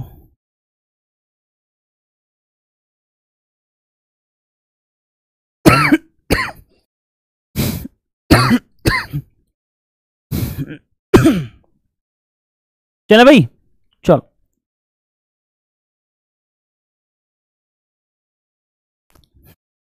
थर्मोकेमिस्ट्री में खेल किसका है? थर्मोकेमिस्ट्री में खेल है सारा लिखने का। जो लिख लिया लाइन को वो खेलेगा, वो बादशाह है। जो लाइन को लिखेगा वो खेलेगा मेरे भाई, याद रखना। जो नहीं लिख पाएगा वो परेशान रहेगा, जो नहीं लिख पाएगा वो परेशान रहेगा। चलिए सॉल्यूशन देखते हैं। चलिए मैंने आपको 15 सेकंड और दिया, 15 सेकंड और दिया। सुनो, थर्मोकेमिस्ट्री के पीवाईक्यू कर लेना, पीवाईक्यू सारे हो जाएंगे मेरे को पता है। थर्ड लॉ ऑफ थर्मोडायनेमिक्स अपने सिलेबस में नहीं है, जो एनटीए ने सिलेबस दिया है उसको देख लेना। थर्ड लॉ ऑफ थर्मोडायनेमिक्स कुछ नहीं है, बस 2 लाइन का है। पुराने वाले एनसीईआरटी में दे रखा था, 2 लाइन का है, कुछ नहीं है third law of thermodynamics. Second law of thermodynamics पढ़ चुके हैं। जीरोथ लॉ अपने में है नहीं, वो फिजिक्स में है। वो एक बॉडी आइसोथर्मल है, दूसरे बॉडी से चिपका है, तीसरे बॉडी से, तो वो आपस में आइसोथर्मल होगा, सिंपल है। उसमें मैं एकदम नीट ओरिएंटेड पढ़ा रहा हूं, जो नीट के सिलेबस में है, जो एनटीए के सिलेबस में है। मेरे भाई ध्यान समझ लेना, न ज्यादा न कम। तो आप टेंशन बिल्कुल मत लेना, आप क्वेश्चन करना पीवाईक्यू के ठीक है ना। 1-2 सवाल मैंने छोड़े हैं, वो कर लेना, बाकी सारे पीवाईक्यू करा दिया हूं। कल हम लोग पढ़ेंगे स्ट्रक्चर ऑफ एटम। और स्ट्रक्चर ऑफ एटम की आपको एक खास बात बता दूं कि आज तक आपने पढ़ा होगा तो क्वांटम नंबर में कंफ्यूजन होगा, आज तक कंफ्यूजन होगा। जितनी बात बोलते जाऊंगा ना, अगर उतनी बात तुमने याद कर ली मेरे हिसाब से, मैं पहले रटवाता हूं फिर मैं उसका एक्सप्लेनेशन देता हूं। क्वेश्चन कहीं से आए, कभी भी आए, कैसे भी आए, फंस नहीं सकता, इसकी गारंटी देता हूं, क्योंकि आपको सही तथ्य बताए जाएंगे जो सही है, जो यूनिवर्स ट्रूथ हैं, जो यूनिवर्सल ट्रूथ हैं, उनकी बारे में बात की जाएगी। ऐसा नहीं जो क्लासिकल एनालॉग होगा, यानी कि जो वर्ड में माना जाता होगा, ऐसा नहीं कि हम मान लेते हैं तो क्या होगा, नहीं। जो क्लासिकल एनालॉग होगा क्वांटम नंबर्स की, उसके बारे में बात की जाएगी, तो आप परेशान बिल्कुल नहीं होंगे। तुमने कहा चलो ठीक है, ज्ञान दे दियो, सवाल भी बता दो। एंथैल्पीज ऑफ सॉल्यूशन सुनना। CuSO4 से CuSO4 एक्वस में जाने पे एंथैल्पी है -15.89, ठीक है भैया, डेल्टा H। और CuSO4.5H2O का CuSO4 एक्वस में जाना डेल्टा H है 2.80। तुम्हें चाहिए क्या? तुम्हें चाहिए एंथैल्पी ऑफ हाइड्रेशन। देख लेना जो मैंने पढ़ाया एंथैल्पी ऑफ हाइड्रेशन, तो 5H2O का एंथैल्पी ऑफ हाइड्रेशन, ठीक है, सारे में पानी पानी है, पानी पानी है, जाना है CuSO4.5H2O का, ये है डेल्टा H हाइड्रेशन, और यही तुम्हें निकालना है। 2 रिएक्शन दे रखी है, तीसरा निकालना है। ये पहले दिख नहीं रहा था, अब दिखने लगा है। पहले दिख नहीं रहा था बउआ, अब दिखने लगा है मेरे भाई, अब दिखने लगा है। सेटिंग करना है, सेटिंग हमारी बहुत अच्छी है, क्योंकि सेटिंग से सेटिंग करना बहुत अच्छा होता है। इसको देखो 2 बार। तुमने कहा पहला ऐसे रहने दूसरा पलट दो, पहला ऐसे रहने दो दूसरा पलट दो, तो मेरे भाई क्या होने वाला है, यानी कि इसका जो डेल्टा H हाइड्रेशन आने वाला है वो -15.89, इसको पलट दिया मेरे भाई -2.80, यानी कि माइनस। देखो हाइड्रेशन प्लस में तो होता ही नहीं है, ये दोनों ऑप्शन तो पहले ही कट गए। तुमने कहा अच्छा ये भी याद रखूंगा तो ऑप्शन को एलिमिनेट कर सकता हूं अगर समझ में ना आए। बिल्कुल मार दो अंधा कानून। किस्मत आजमानी है, मैं बताऊंगा कैसे किस्मत आजमानी है, कैसे तुक्का लगाना है, लास्ट वाले लेक्चर में बताऊंगा, परेशान मत हो। ये किस्मत आजमानी है। तुमने कहा मेरे पास समय कम है, 10 सवाल सॉल्व करने में एलिमिनेट कर सकता हूं, सॉल्व मत करो, एलिमिनेट करो, प्लस प्लस हटा दो। तुमने कहा प्लस होगा कि माइनस होगा, सॉरी प्लस होगा कि माइनस होगा, हमने कहा बढ़ेगा कि घटेगा, मेरे को नहीं पता, मेरे को नहीं पता भाई बढ़ेगा कि घटेगा, मेरे को नहीं पता बढ़ेगा कि घटेगा। या काली कलकत्ते वाली तेरा वार न जाए खाली, अक्कड़ बक्कड़ बम्बे बोल, मार दो ए, ऑप्शन मैच कर गया। अब तुमने कहा सर अगर मैं थोड़ा दिमाग लगाऊं, तो थोड़ा दिमाग लगाओगे 100% सॉल्व हो जाएगा, लेकिन उतना समय चाहिए। मान लो सवाल समझ में ही नहीं आ रहा, 2 ऑप्शन एलिमिनेट कर दिया, छोड़ना मत। अगर 2 ऑप्शन एलिमिनेट कर दिया, किस्मत आजमाना। मेरे भाई मेहनत तो तुम कर ही रहे हो, क्या पता किस्मत भी साथ दे दे, छोड़ना मत। 2 ऑप्शन एलिमिनेट कर दिया तो 2 ऑप्शन में किस्मत आजमाना, क्योंकि 50-50% की प्रोबेबिलिटी है। 4 ऑप्शन में मत आजमाना रे बाबा, 25% बहुत कम होती प्रोबेबिलिटी। 50% से थोड़ा सा झुकाव लगे, आपको लगे कि नहीं 69 से मोहब्बत है, मुझे 69 बहुत पसंद है, मुझे 69 से मोहब्बत है, तो ऑप्शन ए मार देना। और आपको लगे कि नहीं मुझे स्ट्रेट 9 पसंद है, तो आपको 9 मार देना। मतलब जो आपको पसंद हो, जो वर्ड पसंद हो। लड़कों को तो खासकर 69 पसंद ही होता है, समझने वाले समझ गए होंगे भाई मेरे। आ जाएगा 18.69, ऑप्शन क्या हो जाएगा? ए हो जाएगा। यहां पे कोई भी अश्लील बात नहीं की गई है, सारी बातें टू द पॉइंट की गई हैं। ऑप्शन से रिलेटेड बात किया गया है, क्वेश्चन से रिलेटेड बात किया गया, सॉल्यूशन से रिलेटेड बात किया गया है, सॉल्यूशन क्वेश्चन के सॉल्यूशन से रिलेटेड बात किया गया है। ठीक है, तुक्का कैसे मारे उसकी बात की गई है। ठीक है, तो परेशान नहीं होंगे कोई भी। ठीक है ना भैया, चलो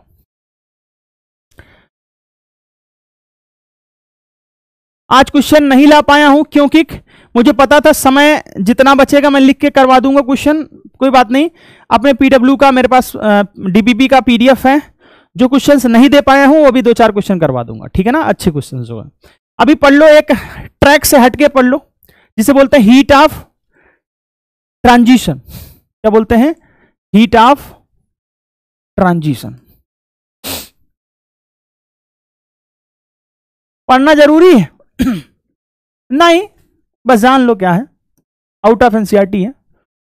1 मोल सब्सटेंस, 1 मोल एलाट्रॉप चेंज हो रहा है अदर फॉर्म में। किस फॉर्म में? अदर फॉर्म में। तो जो उस समय एनर्जी रिक्वायर्ड या इवॉल्व होगी, ध्यान रखना, जो उस समय हीट चेंज होगा, जो एंथैल्पी चेंज होगा, वही क्या कहलाएगा? वही कहलाएगा एंथैल्पी ऑफ ट्रांजिशन। क्या कहलाएगा? Enthalpy of transition. जैसे कई बार पूछ लेता, जैसे सी ग्रेफाइट से सी डायमंड चेंज करो, या फिर सी डायमंड से ग्रेफाइट चेंज करो, ऐसे पूछ लेगा। Heat of transition of graphite.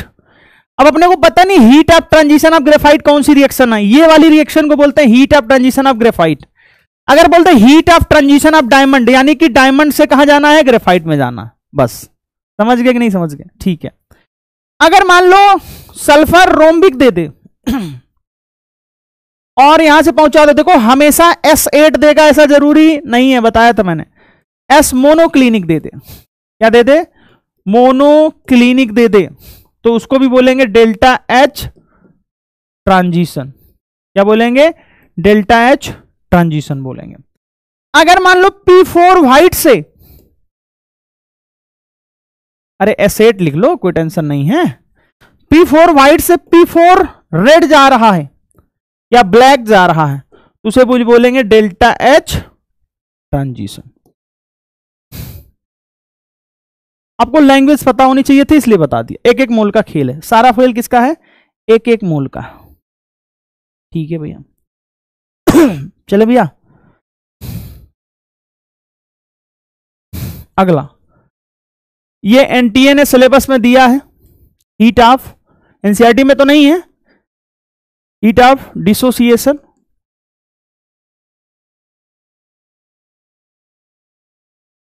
Dissociation syllabus में देखोगे तो ये दिया, और ये लास्ट होगा, खत्म कर देंगे।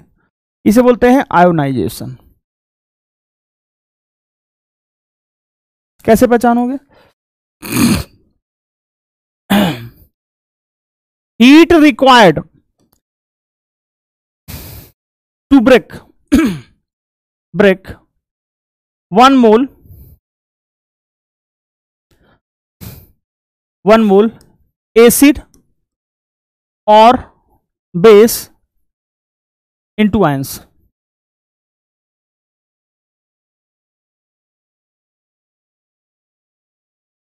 यानी कि जैसे मैंने HCl ले लिया 1 मोल, इसको तोड़ दो H plus sorry H plus Cl minus, ठीक है भैया, गैसियस में। जब भी आयंस होंगे गैसियस में, जैसे NaOH हो जाए, Na plus gas plus Cl minus gas में, याद रखना भाई। अब आप सोच रहे हो कि गैस गैस तो लाइटिस में भी आया था। हाँ, लाइटिस में सॉल्ट के लिए था, ये एसिड और बेस के लिए। किसके लिए है? एसिड और बेस के लिए। जैसे H2SO4 आ जाए, 2H plus plus SO4 minus 2, ये भी गैस, ये भी गैस। तो इन सभी में जो डेल्टा H होगा उसको क्या बोलेंगे? डेल्टा H डिस बोलेंगे या डेल्टा H आयोनाइजेशन बोलेंगे। होता क्या, जैसे पूछ लेगा heat of ionization of acetic acid क्या है, पता ही नहीं है क्या है heat of ionization of acetic acid. CH3COH gives CH3CO minus plus H plus, CH3COO minus plus H plus. क्या मेरी बात समझ में आई क्या बेड़ो? क्या मेरी बात समझ में आई क्या?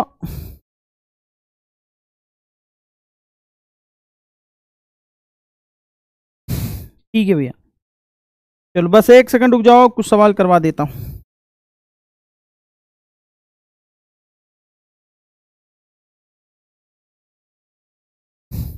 ठीक है, एक सवाल है।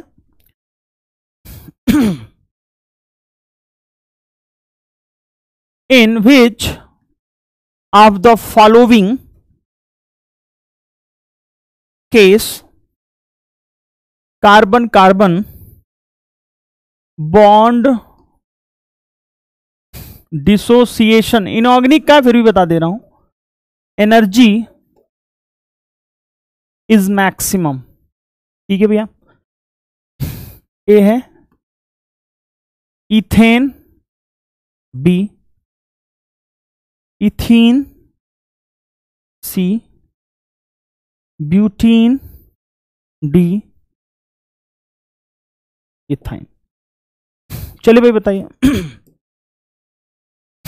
यहां पे सिंगल बॉन्ड नहीं है, एक्चुअली में कार्बन कार्बन है, ऐसे लिख लो।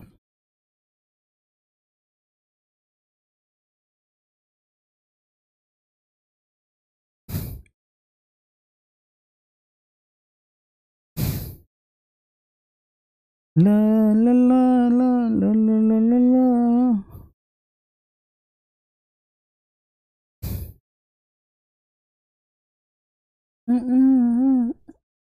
एक सवाल पूछता हूं, चलो बताओ। सोडियम सॉलिड से सोडियम गैस में जा रहा, सोडियम सॉलिड से सोडियम गैस में जा रहा, आंसर कमेंट करना। क्या ऑप्शन होना चाहिए? Heat of vaporization, heat of atomization, heat of sublimation, या heat of atomization and heat of sublimation. बेटा सॉलिड से गैस जा रहा है, तो सॉलिड से गैस जाना क्या होता है? हीट ऑफ सब्लिमेशन होता है। हीट ऑफ एटमाइजेशन क्यों नहीं होगा? वो गैसियस मोलिक्यूल से गैसियस एटम में चेंज करता। किसमें? गैसियस मोलिक्यूल से गैसियस एटम में चेंज करता। ठीक है ना? जैसे मैं Cl2 सॉलिड से 2Cl गैस बोल दूं, Cl2 सॉलिड से 2Cl गैस बोल दूं, तो यहां पे नहीं बोल सकते आप। ना ना ना ना ना, यहां पे आप बिल्कुल नहीं बोल सकते। यहां पे क्या हो जाएगा? सॉलिड से गैस जा रहा है, यानी कि भाई इसमें 2 केस लगे हैं। क्या? पहले तो सब्लिमेशन, फिर गैस से चला गया तो एटमाइजेशन। ध्यान समझना। अगर कोई बोल दे Cl2 सॉलिड से,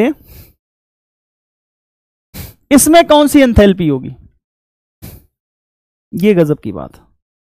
तो बेटा पहले इसको Cl2 गैस में चेंज करो, उसे बोलेंगे डेल्टा H सब्लिमेशन। अब इसको तोड़ दो, डेल्टा H एटमाइजेशन देखे। यानी कि अगर इसका डेल्टा H कोई पूछेगा तो इसका डेल्टा H क्या हो जाएगा? Delta H sublimation plus delta H atomisation.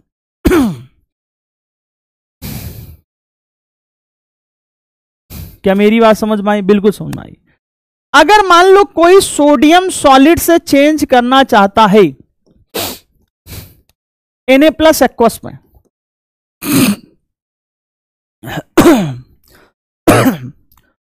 तो इसके दो तरीके हैं। दो तरीके हैं, कैसे? पहले इसको Na गैस बना लो, ये बॉन्ड हाइबर साइकिल ही सिखा रहा हूं। क्या बना लो? Na गैस बना लो। तुमने कहा सॉलिड से gas, ΔH sublimation, ΔH sublimation. अब बेटा Na+ गैस बना लो, तो इसको बोलते हैं आयोनाइजेशन एनर्जी। क्या बोलते हैं? ΔH ionization energy. Isolated gaseous atom से एक इलेक्ट्रॉन निकालने में जो एनर्जी रिक्वायर्ड होती है वही आयनाइजेशन एनर्जी होती है। आयनाइजेशन एनर्जी कैसे डिफाइन करते हो? एक आइसोलेटेड गैसियस एटम के आउटर मोस्ट सेल से इलेक्ट्रॉन को निकालना है, उसे हम क्या कहते हैं? आयोनाइजेशन एनर्जी कहते हैं। ये हम पढ़ाएंगे आपको स्ट्रक्चर ऑफ एटम में भी, परेशान ना होइए। अब Na+ गैस से अगर मुझे Na+ एक्वस में चेंज करना है, ΔH हाइड्रेशन लगा देंगे। यानी कि इस रिएक्शन की एंथैल्पी क्या हो जाएगी? कान खोल के सुन लो, बता दिया बॉन्ड हाइबर साइकिल, यही है बॉन्ड हाइबर साइकिल। इस रिएक्शन का ΔH हो जाएगा ΔH sublimation, ΔH ionization energy plus ΔH hydration. क्या हो जाएगा? ΔH hydration. सही बात है, सही है। अभी पिछला सवाल करते हैं, समझ में आया? अरे समझ में आया? दिमाग लगाओ, एक दिमाग और लगाओ। चलो आओ, एक दिमाग और लगाओ। चलो आओ, खेल ही खेल लेते हैं। H2O सॉलिड से जा रहा है 2H gas plus O gas में। तुमने कहा यार सॉलिड से डायरेक्ट कोई ऐसी डेफिनेशन तो है नहीं। हमने कहा हाँ। तुमने कहा H2O से H2O लिक्विड भेज दो, H2O गैस भेज दो, फिर इसको तोड़ दो। तुमने कहा डायरेक्ट क्यों नहीं भेजा? H2O कभी भी डायरेक्ट गैस में थोड़ी जाएगा बे। अरे पानी सब्लिमाइल थोड़ी होता है यार, वो पहले लिक्विड में जाता है। हाँ, हर जगह सब्लिमेशन ना लगा देना, या ऑप्शन देख लेना। तो ΔH फ्यूजन, ΔH वेपराइजेशन, और इसको बोलेंगे ΔH एटमाइजेशन। बॉन्ड एनर्जी मत लगाना, क्योंकि दो बॉन्ड एनर्जी क्या होती है? ΔH एटमाइजेशन बाई 2 होता, तो वो क्लियर नहीं होगा। अरे गैसियस मॉलिक्यूल से गैसियस एटम में चेंज कर। समझ में आया? तो यानी कि इसका जो ΔH होगा, इसका बराबर हो जाएगा ΔH फ्यूजन। चलो खेलना सीख गए तुम लोग। ध्यान रखना, कभी भी ऐसा आ जाए ना रिलेशन पूछे कभी भी ऐसा आके, बाबू मेरा भैया, तो ये सवाल कर लेना। समझ गए कि नहीं समझ गए? अब सुनो, जैसे मैं दे दूं NaCl सॉलिड से NaCl एक्वस, ठीक है ना, और मैं आपसे कहूं कि इसका ΔH बताओ, इसका ΔH क्या होगा? तुमने कहा इसका ΔH दो तरीके से निकाल सकते हैं। एक तो ΔH सॉल्यूशन हो जाएगा, एक तो ΔH क्या हो जाएगा? ΔH सॉल्यूशन हो जाएगा। सही बात है। या NaCl से जब NaCl एक्वस जाना है, तुमने कहा घूम के जा सकते हैं। कैसे? Na plus gas plus Cl minus gas कर लो, और इसी में हम क्या डाल दें? ΔH हाइड्रेशन कर दें। हमने कहा सही बात है। इसे क्या कहोगे? ΔH लैटिस कहोगे। यानी कि यहां पे जो ΔH हो जाएगा, यहां पे जो ΔH हो जाएगा वो दो तरीके से लिख सकते हो। क्या? ΔH lattice plus ΔH hydration. या काली कलकत्ते वाली तेरा वार न जाए खाली। दुनिया का कोई भी रिलेशन पूछेगा यूं चुटकियों पे होगा, क्योंकि सारी एंथैल्पी आपने सीख ली है। लिख लेना सारी एंथैल्पी और देखना कौन कौन सी एंथैल्पी है। ठीक है यार, इथेन में ना सिंगल बॉन्ड है, इथीन में डबल बॉन्ड, ब्यूटीन में डबल बॉन्ड, लेकिन इसमें ट्रिपल बॉन्ड है। तो ट्रिपल बॉन्ड की बॉन्ड एनर्जी ज्यादा होती है। अरे सिंपल सा है रे बिड़ो। ट्रिपल बॉन्ड की ज्यादा होती है डबल बॉन्ड से, डबल बॉन्ड की ज्यादा होती है सिंगल बॉन्ड से। क्या इतनी बात समझ में आई क्या भैया? हेलो भैया, क्या इतनी बात समझ में आई क्या? और कोई एंथैल्पी छूट तो नहीं रहा भैया? एंथैल्पी ऑफ ट्रांजिशन पढ़ा दिया है, एंथैल्पी ऑफ ये पढ़ा दिया है, वेपराइजेशन पढ़ा दिया है, फ्यूजन पढ़ा दिया है। आज मैंने पढ़ाया है, सवाल कम किया है, ठीक है। एंथैल्पी हाइड्रोजनेशन में रेजोनेंस एनर्जी भी निकालते हैं, ठीक है ना। तो अगर कहीं रेजोनेंस एनर्जी दिख जाए तो ध्यान से समझ लेना, क्या निकल लेना। रेजोनेंस एनर्जी क्या होता है, देखो इधर, एक मिनट देख लो। देखो जो रेजोनेंस एनर्जी होती है वो ना निगेटिव होती है। रेजोनेंस एनर्जी जो होती है निगेटिव होती है। Bond energy calculated delta H calculated minus delta H experimental.